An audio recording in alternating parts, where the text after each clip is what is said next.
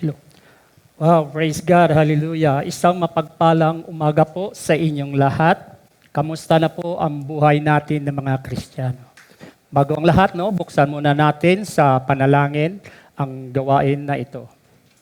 Panginoon, maraming salamat po sa umaga na ito na inyong ibinigay naman sa amin, na kung saan, Lord, kami ay nagtitipon dito sa duog na ito, O Diyos, upang amin tanggapin ang lahat ng aral na amin makininggan sa umaga na ito.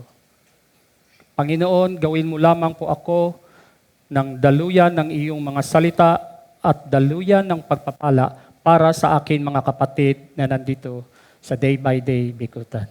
Muli, binabalik ko, Lord, ang pasasalamat at papuri sa pangalan ng akin Ama, ng atin Anak, at ng Espiritu Santo. Amen and Amen. Sige po, umupo na po tayo. I remember before na dati ako ay nakaupo lang dyan sa likod. Doon sa likod po, that is my favorite seat po. At nakatingin ako dito kay Pastor at nakikinig sa kanyang mensahe. Ngayon, nandito naman ako sa inyong harapan at kayo naman ang akin tinitingnan. Ano pong ibig sabihin dyan? Simple lang po. Ngayon ay binigyan na ako ng isang gawain ng Panginoon na alagaan ko po ang mga flocks doon sa Negros Occidental. Kaya isang malaking karangalan doon po sa buhay ko at sa tulong po ng ating pastor na si Pastor Jonathan Escobedo at sa lahat po ng mga elderly of the church, mga prayer intercessors, mga Ironman na kung saan yun po ang akin ministry before. Purihin ang Diyos sa buhay po natin dahil ang topic natin ngayon po ay akin pinamagatan, sino ang tutugon.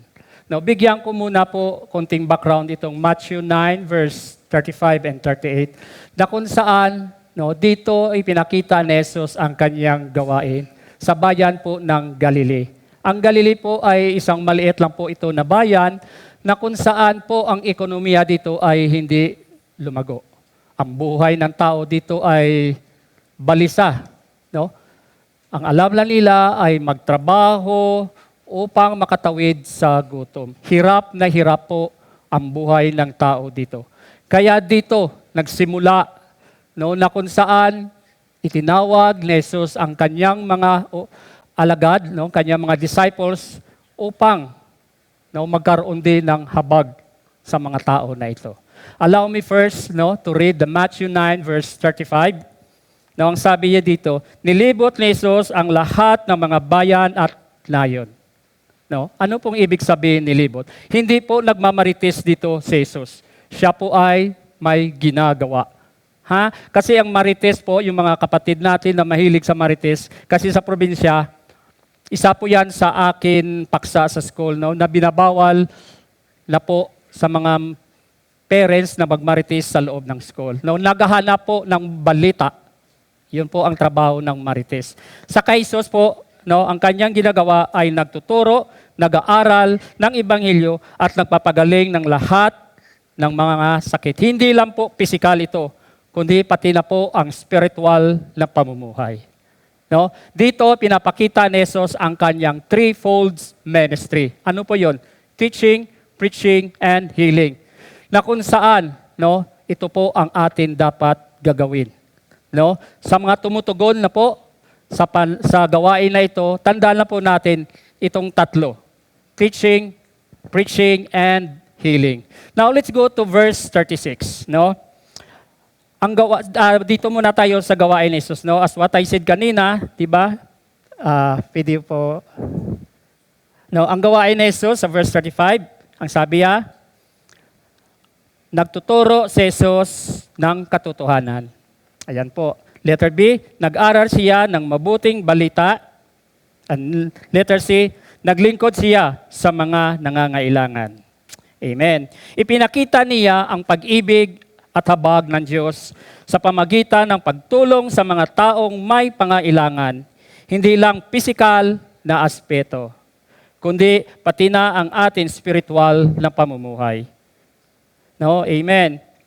Sundan natin No, next is sundan natin ang halimbawa ni Jesus sa salita at sa gawa. Yan po. No? Hindi lamang nakita ni Jesus ang dami ng tao, nakita rin niya ang tunay na kalagahan sa likod ng kanyang mga ginagawa.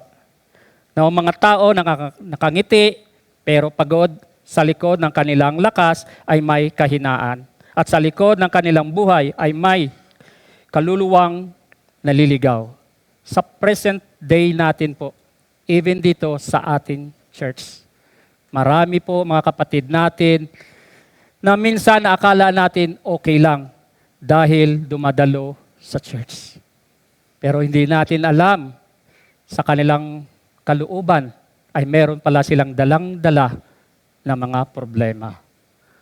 No, mga kapatid, ito po ay isang katungkulan din natin that we are brother's keeper.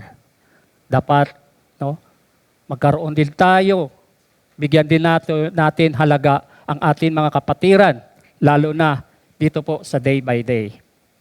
No? So let's go to verse 36. No? Nahabag siya sa kanila sapagkat sila'y lupaypay at pinabayaan gaya ng mga tupang walang pastol. Hindi po nahabag si Kristo dahil sa daming tao nakapalibot sa Kanya. Nahabag si Kristo dahil sa kanilang pamumuhay. No, alam niyo po, if you are a leader or a servant of God, dapat may ganito din kayong puso. Nahabag kayo. No, allow me na i-share ko po sa inyo ang buhay ng isang missionary doon sa Negros. Ako po ay nakatira sa Negros Occidental, sa bayan po ng Talisay City. At itong bayan na ito ay maraming bundok na nasa sakupan. At doon ako nilagay ni Lord sa pinaka-depressed na mga barangay at haciendas. Doon makikita niyo po na iba-iba ang pamumuhay ng tao. Yung iba po ay nagtratrabaho sa sugarcane, na tinatawag namin yan tubo. Na kung saan sila doon ang nag-aalaga ng sugarcane na po yan. Sila ang nagdidilig, sila ang nagdadamo, at sila din po ang nagbabantay. Ang hirap ng kanilang pamumuhay. Ang iba naman po ay nag-uuling. Charcoal works. Yun lang po kasi alam ng mga tao doon ng klaseng pamumuhay. Alam niyo, habang kinakausap ko po ito sila, minsan po nadadala ang aking damdamin sa kanila. Hindi man ako mayaman, wala man ako maibigay sa kanila. Ngunit ang akin lang po ang maibigay sa kanila ay ang salita ng Diyos na nagbibigay ng pag-asa sa bawat isa nandoon. Umiiyak sila sa akin harapan. Dahil ang sabi nila sa akin, Pastor, pagod na po kami. Ganito na lang po ang amin buhay. Mula pagkabata namin, pinalaki kami ng nanay namin na magtrabaho sa sugarcane. Kaya ano pa po ang aasahan namin? Mamanahin namin ang ginagawa ng amin magulang. Ganun po kakitid ng kanilang pag-iisip. Pero sa pagpatuloy ko po na bilang misyonaryo ng Panginoon at misyonaryo ng church na ito, binigyan ko po sila ng pag-asa. Binuksan ko po ang kanilang pag-iisip at kanilang damdamin. Pinakita ko sa kanila ang pag-ibig ng Diyos, kung paano binago ng Diyos ang akin buhay. Hindi ko na pwede isaysay sa inyo ang akin pinagdaanan. Dinaanan ko rin po ang rejection, persecution, sakit at mga problema. Pero God is good to me. Bakit? Hinahawakan ko po ang kanyang salita. Dahil ito ang nagbibigay ng lakas sa akin hanggang ako'y naging tunay at ganap na pastor ng kanyang hardin. Purihin ang Diyos, mga kapatid. Kaya itina-challenge ko po kayo. Simula pa lang ito ng ating pag-aaral. Sina-challenge ko na po kayo. Our church, gumawa na po lahat ng effort. Nandyan po si Pastor Jonathan, Pastor Christian, ang ating teacher na si Kuya Juju, at ang iba pa, no? They spend their time and their effort to supply our needs upang balang araw, no, makikita nyo rin ang purpose ng iyong buhay. No, ang habag ni Jesus ang siyang nagtulak upang gawin ito.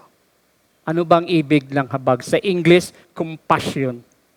Importante po ito sa naglilingkod sa Diyos. Hindi lang dahil, sige na lang, gawin ko na lang yan dahil utos ng simbahan. Dahil nakakaya kay Pastor Jonathan. Mali po yun, mga kapatid. Dito po nanggagaling ang success and prosperity ng isang manggagawa. Pinapakita lang ni Jesus, no, sa kanyang mga disipulo na dapat gayahin ito, ang kanyang puso, na magkaroon ng habag.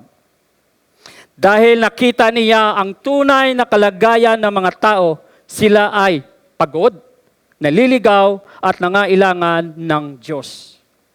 Hindi lamang siya naawa, kumilo siya upang magturo, magpagaling at magligtas. Isang katanungan ko lang po sa inyo. Kayo ba ay mayroon ganun din po ang puso? Na may concern ba kayo sa kapitbahay ninyo? O baka sarili nyo lang ang iniisip nyo? The kingdom of God does not want decoration. No, huwag tayo magiging palamuti lamang, no, sa kaharian ng Diyos. Even in this church, sayang po kung hindi natin ilabas yan at ipadama sa tao ang lahat na natutunan natin dito sa church. Noon, nandito ako, no, nag-aral din ako yan, yung discipleship. Malaki po ang natulong yan sa inyo, mga kapatid. Diyan po ako hinumog ng Diyos. That's why my ministry sa Bacolod, no, kilala na po, even sa DepEd, ang discipleship po natin. Bakit? Dahil yan po ang unang utos ni Kristo sa atin. That is the Great Commission na inuutos sa atin. If you are a good follower of Jesus Christ, we must obey that instruction. Go and preach and make disciples. Sayang naman po ang nakasulat dito. Love God, love people, and make disciples. Tapos tayo-tayo pa rin. Para kanino yan, mga kapatid? Tayo lang ba ang dapat maligtas? Hindi po. Ha? Kaya tinutulak tayo ng church na ito na lumabas at maibahagi doon ang salita ng Diyos. Huwag lang tayo magiging active every Sunday. But what happened to the Monday to Friday? Ano po ang ating ginagawa? Did we share the Word of God sa ating mga anak? Sa ating kaibigan? Sa ating kapitbahay? Baka wala. Tayo-tayo lang. No? Huwag tayo ganun. Huwag tayong maging madamot sa kaligtasan na ibinibigay ng Diyos sa atin. Letter B, ano po? No? Sabi dito, marami pa rin naliligaw at nangailangan ng pag-ibig ng Diyos. No? I give you one illustration po. Kapag may batang naliligaw, hindi natin siya pinagpagalitan agad. Una natin siyang tinutulungan, ganun din ang puso ni Jesus sa mga nawawala. Ano po ang ibig sabihin na ito, mga kapatid? Dapat magkaroon po tayo ng concern sa atin mga kapatiran. Huwag po natin hayaan na after this service, wala na ako pakialam sa iyo. Basta what is important, ako ay dumalo dito. No, hindi lang po kailangan talaga na kailangan kabisado nyo ang 365 verses, 66 books. Hindi po. Ang tinitingnan po ng Diyos sa atin ay ang ating puso. Kung paano tayo tumugon, no, sa kanyang tawag at paano tayo tumugon sa atin mga kapwa. Ano po ang panawagan sa mga alagad? Atin basahin po ang Matthew 37 verse 38.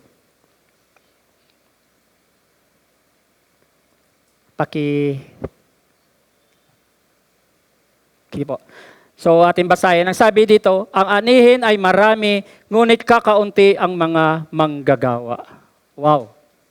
Maraming aanihin, kunti ang manggagawa. Ang aanihin dito ay hindi po ito agricultural products, kundi ang kaluluwa ng tao. Bakit kaunti ang manggagawa? Bakit sinabi ito ni Jesus? Kanino niya ito sinabi sa kanyang mga alagad? Kayo ang alagad ng Diyos. Sinasabi niya sa inyo, marami ang aanihin, no? Kunti ang manggagawa. Dahil sa panahon natin ngayon, lalo na po ang ating bansa, tingnan niyo po, ano po klaseng pamumuhay ngayon meron ang tao? Balisa. Hindi alam kung saan sasandal, hindi alam kung saan dadalhin ang pamumuhay dahil wala may nagbabantay at nagtuturo sa kanila. Katulad ng isang karnero na walang may nag-aalaga at may nagbabantay. Di ba? Anong sabi sa Psalms 23? The Lord is my shepherd, I shall not want. Ito ay isang panalangin ni David sa kanyang Panginoon. Dahil alam ni David na siya nakaranas rin na maging isang pastol. Ang trabaho po ng pastol ay mag-alaga, magpakain, magpainom, at magbabantay. Ito ang sinasabi ni Kristo. Ang anihin ay marami, ngunit kunti ang manggagawa. Huwag po tayo na magiging manggagawa lang dito sa loob ng church na ito. Yes, hindi masama, pero mas kailangan po kayo ng Diyos doon sa labas.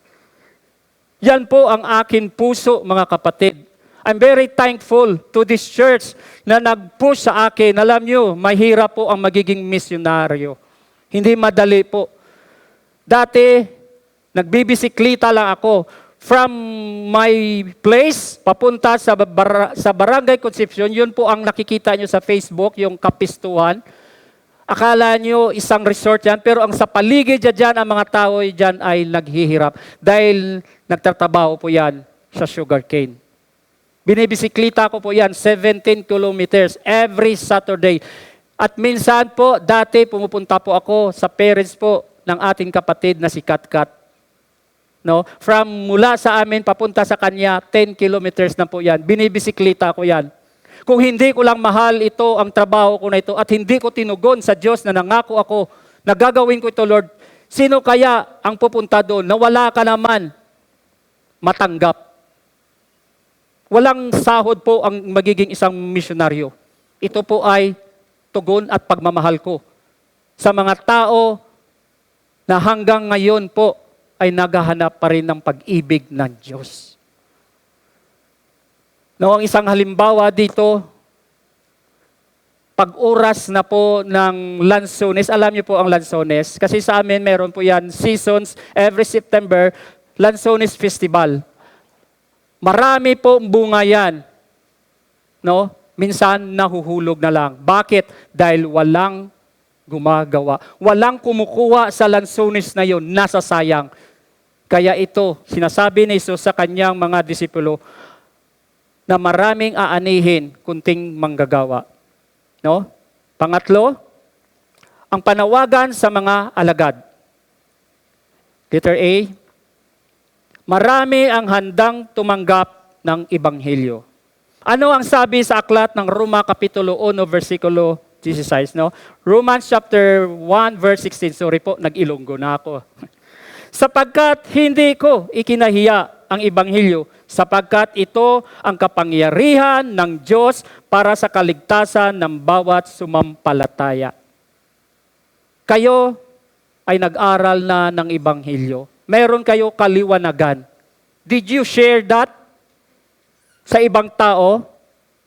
Dahil klaro naman po ang sabi dito sa atin binasa kanina sa Romans chapter 1 verse 16. Sapagkat hindi ko ikinahihiya ang Ebanghelyo, sapagkat ito ang kapangyarihan ng Diyos para sa kaligtasan ng bawat sumampalataya. Mga kapatid, if you share the Word of God sa tao na balisa sa buhay, at yan ay nagtuwid at nagbako at tinanggap niya si Kristo, kayo din po ay makatanggap ng pagpapala. Bakit? Nagiging channel of the blessing kayo doon sa tao na yun. No, wag niyo po ikahiya. Dahil ang sabi sa Biblia, no, ikakahiya ko rin kayo sa akin, Ama, kung ako ay iyong ikakahiya. No, this is a challenge to us na mga day-by-day members. No?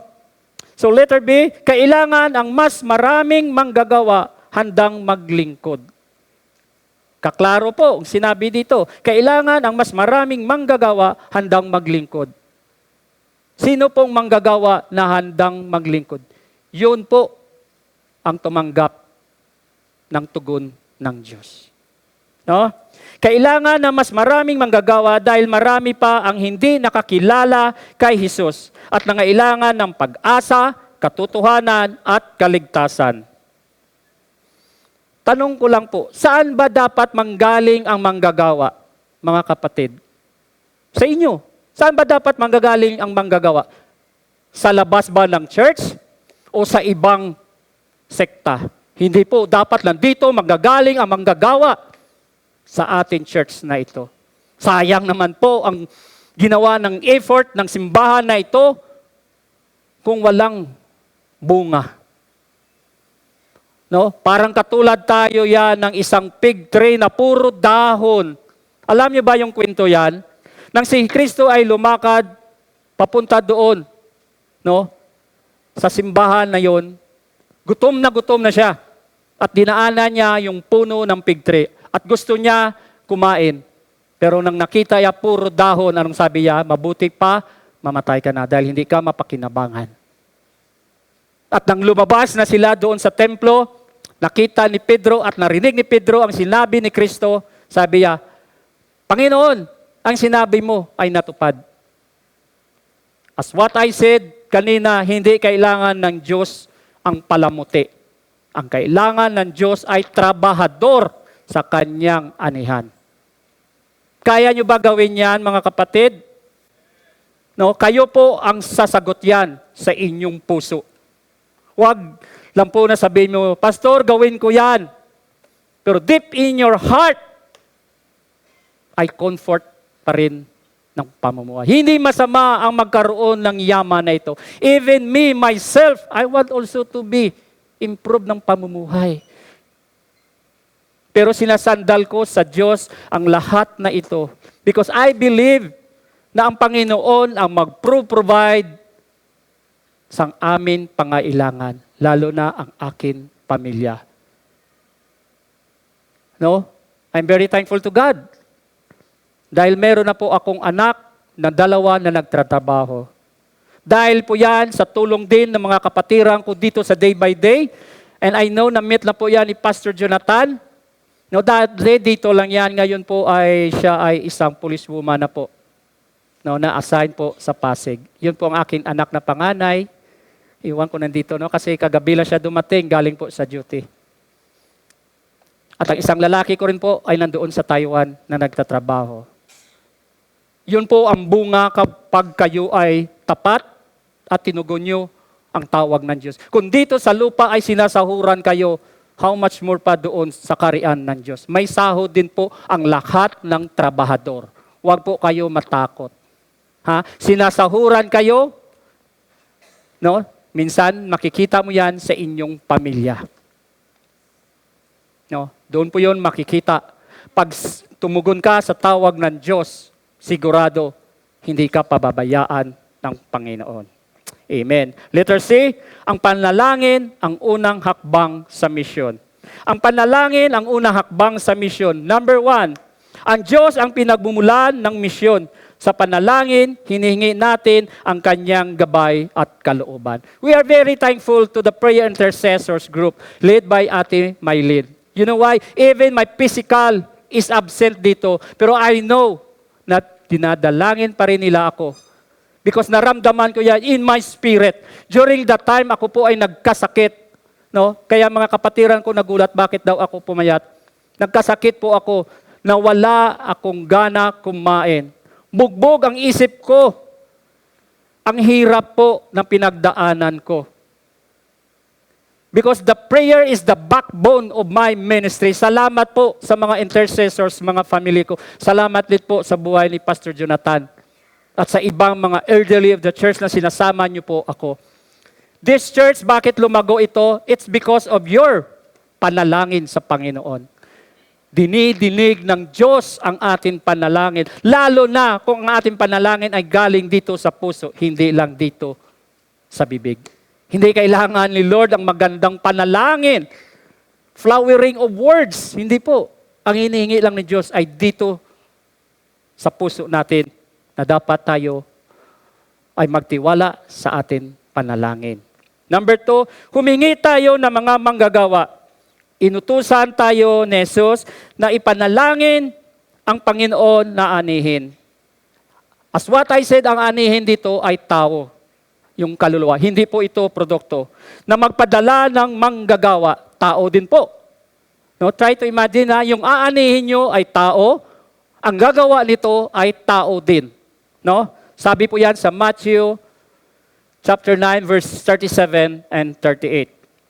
Number 3, nagbibigay ito ng lakas at karunungan.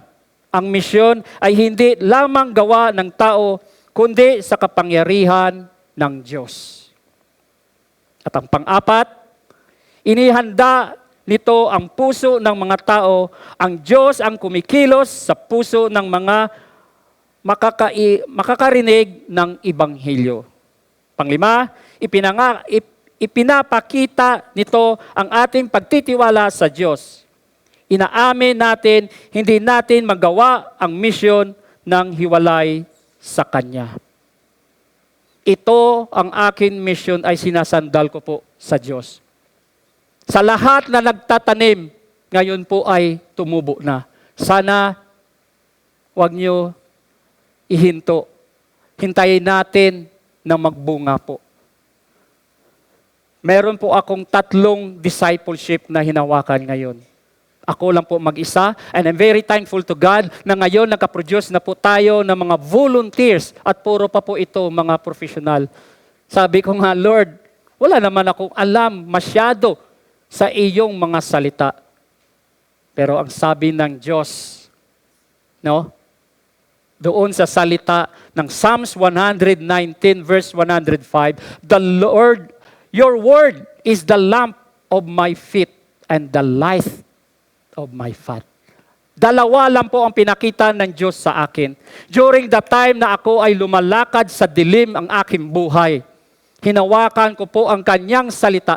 Yun po ang nagbigay ng liwanag sa buhay ko po. At ang lahat na dinaanan ko po ay nakikita ko. Ito po ang akin mga katuwang ngayon sa discipleship sa Negros.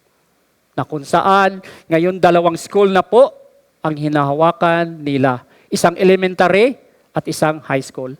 Sino po ang mga kapamilya dito? Mostly po ang mga parents. The Lord put me sa PTA po na na-recognize na ngayon ng DepEd. Dahil sa isang verse lang po ang hinahawakan namin na ito ang tinuro ko sa akin mga volunteers. No? Ano po yon? Sa Proverbs 22 verse 6, train up a child the way they should go. And when they get old, they will remember it. Mga kapatid, kailangan po kayo yan. Tingnan nyo po ngayon, pabata na ngayon ang problema ng ating bansa. Sa Leyte, may bata doon na binaril niya ang kanyang kaklase. Sa amin meron din. Grade 3 pa lang, sinaksak na ang grade 4. Bakit? Binubuli sa daw.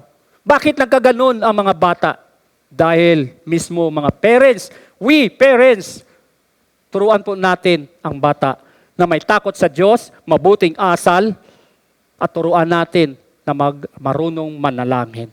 By doing this, kayo po ay tinugon nyo na ang tawag ng Diyos sa buhay nyo. Secured your family.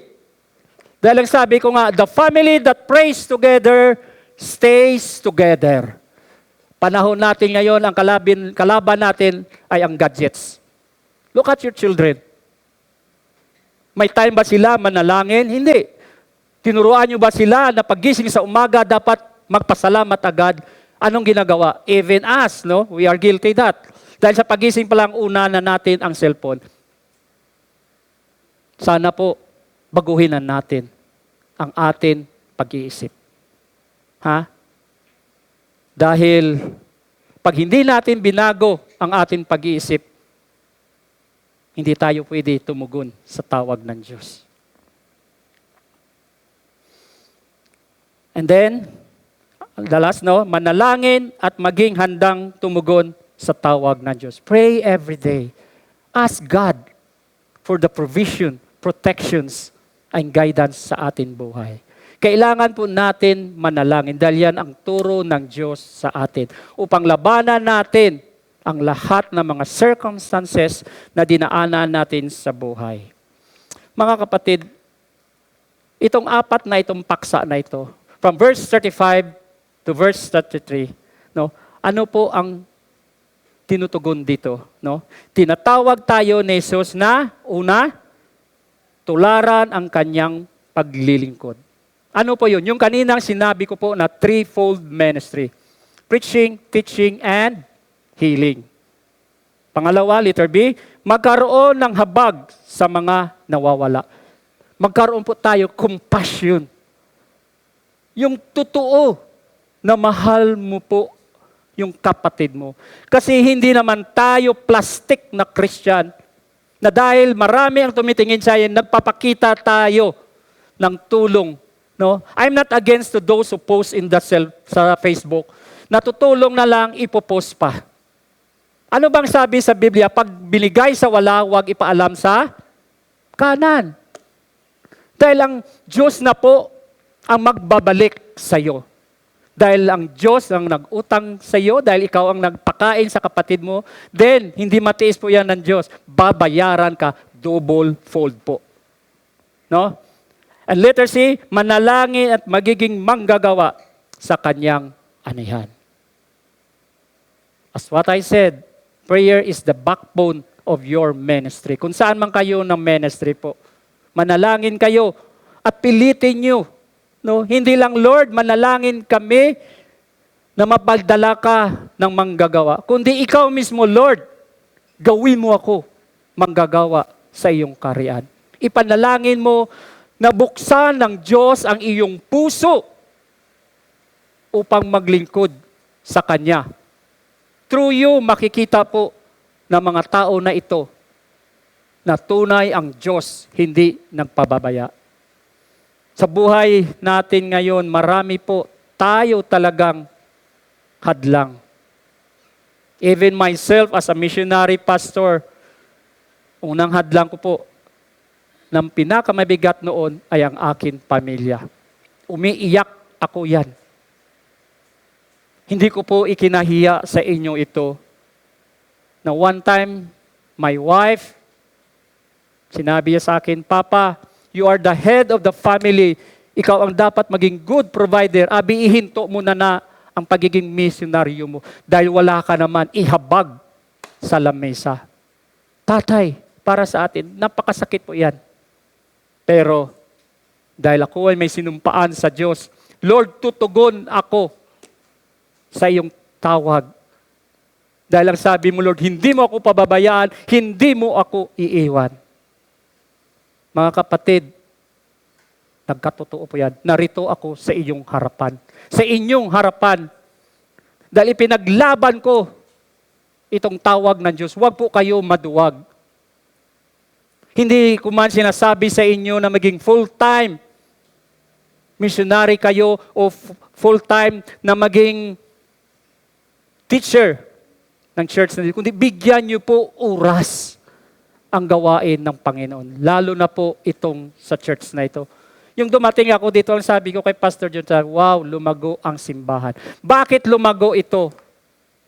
Dahil meron din po dyan na tumutugon sa tawag ng Diyos. Maganda po ang direksyon ng simbahan na ito. Dahil kung hindi maganda po ito, hindi po ako naging ganito. Na magiging pastor ng mga karnero. Buksan po natin ang ating isip at pag-unawa sa umaga na ito. I am not a good preacher, I am not a good teacher, but I only justify and witnesses how God is good sa ministry ko doon sa Negros. Ito lang po ang pinaprove ko sa inyo, mga kapatid. I stand here dahil pinapakita ko po sa inyo, pag tama po ang direksyon ng buhay niyo, mga kapatid, dadalhin kayo ng Diyos sa kaginhawahan. Huwag niyo muna isipin na, Lord, pwede saka na yan, ito muna unahin ko. Hindi po. Dahil sinabi nga sa kanya mga disipulo, maraming aanihin, kunting manggagawa. Ano ba ang pinapakita ng Diyos dito sa kanila? Ang pinapakita lang ng Diyos sa kanila ay magkaroon ng compassion sa mga tao na ito. Ganon din sa inyo. No, maghabag kayo sa mga tao dyan sa labas. Sayang po ang inyong pinag-aralan dito sa loob ng church kung hindi nyo ito ipadama sa ibang tao. No? Gawin nyo po na sa inyong BS, no, sa inyong Bible study, ibang mukha naman po. Pwede ba yan? Iparinig nyo nga kay Pastor Jonathan. Pwede ba yan, mga kapatid? Oy, bakit mahina? Walang tumutugon, Pastor, Hindi kayo nangangako kay Pastor Jonathan. We are only servants of God. Doon kayo mangako sa Diyos, kapatid. I challenge each one of you. Kaya nyo ba itugon ang tawag ng Diyos? Start in your family first. No, buti nga, nakikita ko masaya. Dahil iba dito, buong pamilya ay nandito. Step by step po yan. Huwag nyo hintuin na ipadama sa inyong partner sa buhay, sa inyong mga anak, ang pag-ibig ng Diyos. Ipakita mo, no, na nagbago ka na. Kasi mga tao nito, minsan tinitingnan lang po ang atin panglabas. Ako dati na nagiging misyonaryo, sabi ng bunso kong kapatid, no, sabi pa, Tol, yan kasi yung tawagan ay doon Tol, nandito na ang kapatid ta, na si Randy. Narinig namin, magpapastor na ito Pastor! Morning! Kita mo lang, hindi alam ng kapatid kong bunso. Ngayon, nagulat sila nang post po sa Facebook na ako ay nakasuot ng tuga at lumuhod at nanumpa sa Diyos. No, sabi ng kapatid ko, totoo pala na hindi ka pinabayaan ng Diyos. Be a good example, no, sa inyong tahanan, sa inyong kapitbahay. Ipakita niyo po the goodness of God sa buhay niyo, mga kapatid. Dahil ang sabi ko nga sa Romans 8, chapter 30 to 31, hindi lahat ng manampalataya ay tunay na alagad, ngunit ang bawat tunay na alagad ay manampalataya. Sa English, not all believers are true disciples, but every true disciple is a believer. Saan po tayo dito, mga kapatid? Believer lang ba kayo o magiging disciples po ni Kristo? Ako po, piliin ko disciples. Why? Dahil ang Diyos ay nasa akin. No? Alam niyo man siguro ang ibig sabihin ng disciples. No? The image of Jesus Christ is in you. Naging kawangis ka ng Diyos. No? You learn and to follow Christ. Madali sabihin na, yes Lord, I will follow you. Pero sa buhat wala naman. Faith without action is dead. Sayang po kung believer lang kayo. Every Sunday lang kayo pumupunta dito, pero hindi nyo naman ginagampanan. Ang lahat na narinig nyo, ang lahat na natutunan nyo, ay hindi nyo ginagampanan. Sayang po. If I were you, my brothers and sisters in Christ, be a discipler. Maganda po ang nakaukit dyan sa harapan. Love God, love people, and make disciples. Love people, dapat magkaroon po tayo ng compassion sa puso natin. No? So gawin po natin yan, mga kapatid.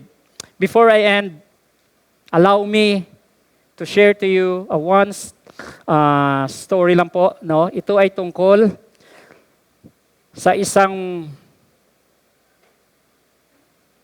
buhay ng bata po, no? Na kung saan dito ay sinandal niya ang kanyang pamumuhay. No, ang sabi niya dito, Lord, kahit gaano man kahirap ang aming buhay, kahit sinasaktan ako ng mga magulang ko, Panginoon, hindi pa rin ako magtatanim galit sa akin ama at sa akin ina. Ako ay tutugon pa rin sa iyo, Diyos, na mahalin ko pa rin ang akin magulang. Mga kapatid, pinapakita lang ito. Being a good leaders, hindi po tayo pwede dadaan lang sa matiwasay na pamumuhay. As what I said, dadaan po tayo sa challenges ng buhay. Pero lahat yan ay malalampasan nyo rin po. Walang alagad ng Diyos na hindi nakaranas sa kahirapan ng buhay. Even we look at it in the Bible, all the characters in the Bible, lahat po yan, sila ay dumaan sa kahirapan. Lalo na ang buhay ni Paul. No, alam naman natin yun. Ang buhay ni Jesus. Even he is a son of God. No? He laid down his life for us. Hindi madali yun. Because of compassion sa atin. Kaya before sana no, itong mensahe na inyo narinig, no, ipamumuhay nyo po. How long na ba ako dito sa day by day? Did I grow? Ang lahat ba na narinig ko at pinag-aralan ko, ay binahagi ko ba ito sa akin pamilya, sa akin kamag-anak? Kapatid, hindi pa po huli ang lahat. Starting today, no, kausapin niyo po ang Panginoon at gumawa po kayo ng pangako sa Kanya. Ayan, I assure you, no, ng success and prosperity is in the Word of God. Yan lang po ang hahawakan ninyo sa inyong pag-alagad sa Diyos at dito sa church na ito. No? Kaya maraming salamat po sa oras na ito na ibinigay ng Diyos sa akin. Maikli lang po ang mensahe ko na alam ko sa ngayon ay kinakausap kayo ng banal na Espiritu. Huwag po natin sayangan ang ating buhay. Life is too short, mga kapatid. Hindi natin alam kung anong mangyayari bukas. Dapat gawin na po natin ngayon ang dapat natin gawin. Dahil kung ginawa nyo po yan, then doon nyo malalaman what is your purpose of your life. Tayo po ay manalangin. Ama, maraming salamat po sa lahat na narinig namin ng mga katuruan mo. Na ito ay nagbigay sa amin panibagong pamumuhay, Panginoon. Patawarin niyo po kami na minsan dahil sa takot at kaba, Lord, hindi namin nagampanan. Minsan, Lord, akala namin hindi kami bagay dyan dahil wala kaming alam, Panginoon. Pero what is important to you, Lord, ay ang aming puso kung paano namin tinugon ang iyong tawag. Dahil ikaw na, Lord, ang magsusupply ng lahat ng aming pangailangan. Gamitin mo lang kami, Lord, ayon sa iyong kalooban. Kung saan nyo man po kami dadalhin, alam namin, Lord, all your protections, all your guidance and provision ay iyong ibibigay sa amin. Panginoon, patawarin niyo po rin po kami sa mga bagay na nagawa namin. Maliit man o malaki, sinasadya man hindi, O Lord, humingi po kami ng kapatawaran sa iyo. Today, Lord, we promise to you, Lord, by the help of the Holy Spirit, Lord, humugin mo ang aming puso na handa kami tumugon sa iyong tawag. Lord, as I raise my hands sa mga kapatid ko na dito, O Lord, puspusin mo po sila ng karunungan, O Diyos. Ang lahat-lahat, Lord, na ipinakita mo sa buhay ko, Lord, ipakita mo rin sa kanila, O Lord. Ipadama mo, Lord, na hindi mo sila pinabayaan at hindi mo sila iniwan, O Lord. Yung pagmamahal mo, Lord, sa iyong alagad, Lord, ay dapat din namin ito, Lord, madarama, Lord. Na sa bawat hakbang ng aming buhay, ikaw ay kasama namin. Salamat po, Lord, sa umaga na ito. I-bless mo po ang church na ito. I-bless mo rin, Lord, ang aming pastor na si Pastor Jonathan, Pastor Christian, at lahat na manggagawa ay Lord. Lord, bigyan mo lamang kami ng sinabi mo, Lord, sa Psalms 119 verse 105. Your word is the lamp of my feet and the light of my path.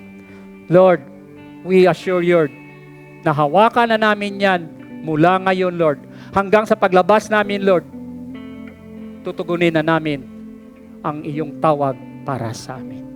Mga kapatid, tayo po ay magpasalamat sa Panginoon sa araw na ito. Sa pangalan ng Ama, ng Anak, at ng Espiritu Santo. Amen and Amen. God bless us all po.